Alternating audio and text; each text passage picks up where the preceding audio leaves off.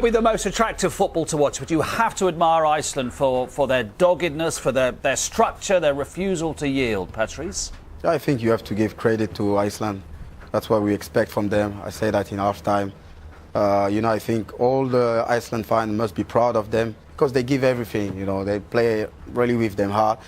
They know they won't be in control of the game, no any possession. But actually, I think it's the fair result, and they deserve even to win. I'm really, really happy with Iceland because that's what I expect from them. Yeah, absolutely. OK, VAR then. We're going to be a lot of debates about this, aren't there, throughout this World Cup. Do we think actually that maybe these decisions are both wrong? They've got them back to front. Let's start with the first penalty. You're not convinced it's a penalty at all? No, it had all the hallmarks of a penalty. The defender's the wrong side. The forward Messi gets in front of him.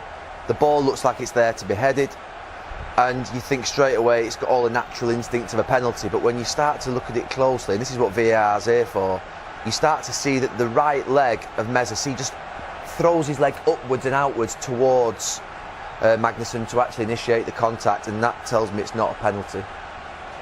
Messi missed the penalties, missed 3 of his last 6 now. And let's talk to Mark Clattenburg about it all then. Mark, right, what do you think of that decision, and what else should have happened, do you think? In other words, whether the referee should have gone to the booth on the halfway line to have a look at it?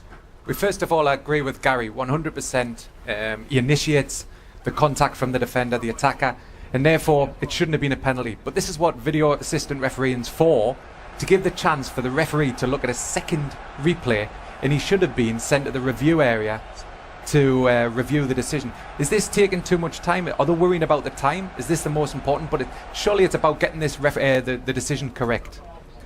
Right, let's have a look at the second one then, which wasn't given, Henrik. Which on first viewing, we thought maybe that Pavon had dived. We thought he was going to be booked for simulation. But then when we had a look at it close up, do you think actually he was fouled?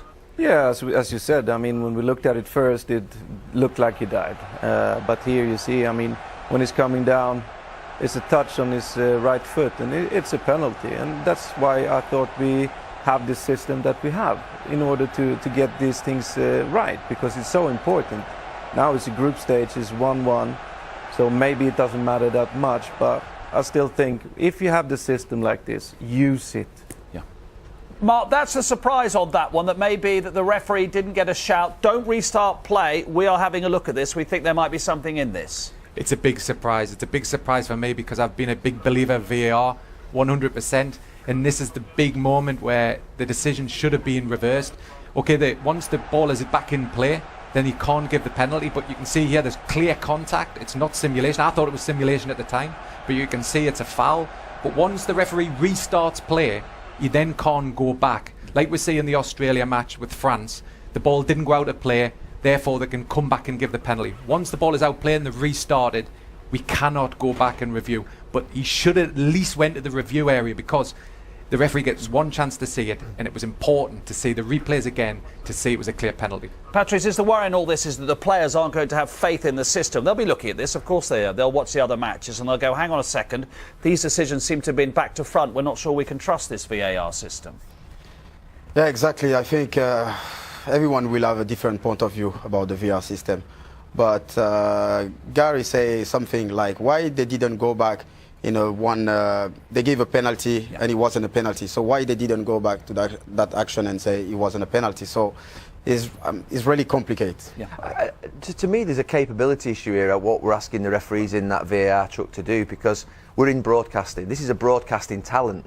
You're asking, there's 40 camera angles. Now, you might say, OK, there's only 10 camera angles that you need to look at. But if you're asking a VAR official who's got 2 mates alongside him to make a decision in 10-15 seconds, he's got one television screen split up into 9 multiple screens or 10 multiple screens, like a Rubik cube of little things.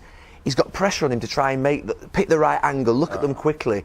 We don't. Commentators get it wrong sometimes. Commentators get it wrong. Analysts get it wrong. If they're being asked to make it in real quick speed, there is a capability issue here about whether they can actually do it in such a quick time and get the right angles and the right views. And that's my worry. I don't know what's going on in those trucks, but I think that's the thing they need to be transparent about and show us, because I'm not sure they'll be able to actually select the angles quickly enough to get the decision back to the referee if the ball has then been restarted. Yeah, I think there's an awful lot for VAR still to iron out. What about Lionel Messi's day after all this, Henrik? He misses the penalty as well. Every time he got the ball, it was, It was bees round a honeypot, wasn't it? Yeah, Iceland just doubled up on him as soon as he got the ball or close to the ball. But I think Argentina make it a little bit easy for Iceland as well, because everything was happening in front of them all day.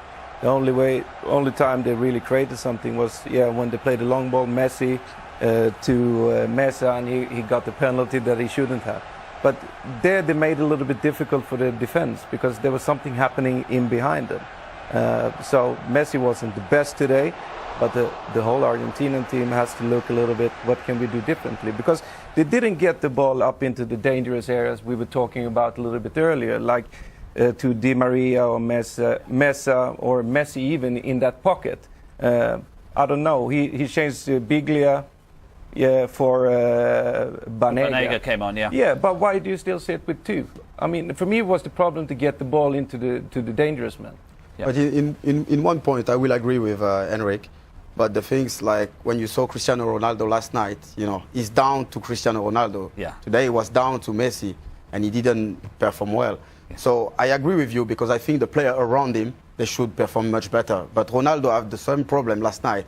But I just feel like Ronaldo enjoy that pressure more than Messi. I think Messi just get frustrated like his teammates, they are not performing well around him. But Ronaldo just love it. He just love it. You see when he take that free kick last night, he know he was going. He didn't have any doubt. He know he's going to score, and that's what he did. Not the same faith with Messi, who was further out, to be fair, with that free kick, wasn't he?